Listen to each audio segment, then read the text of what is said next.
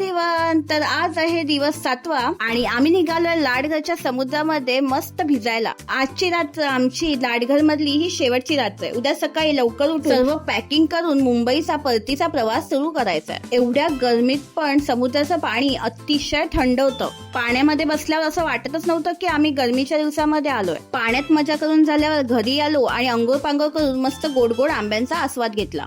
थोडा वेळ आराम केल्यानंतर आम्ही जेवायसाठी आम्ही जिथे स्टे केला आहे त्यांच्याकडेच गेलो. आम्ही लाडघरला एन भार्गव या होमस्टेला थांबलोय.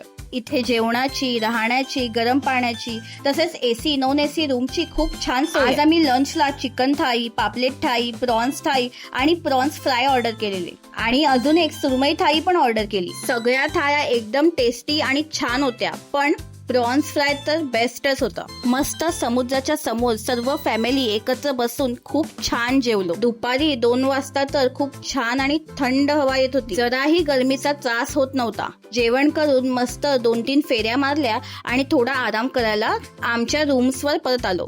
मस्त 5 वाजेपर्यंत आराम केला आणि 5 वाजता तयार होऊन आम्ही गेलो फळझाडं आणि फुलझाडांची बाग पाहायला. एंट्री केल्यावर दारात होतं हे फणसांनी लगडलेलं झाड. या झाडाला फणसं इतकी खाली लागलेली की इझिली हाताने कोणीही तोडू शकेल. बागेत असे कित्येक सारी फणसांची झाडं, तसेच सफेद औषधी जास्वंद, पपईची झाडं पण होती.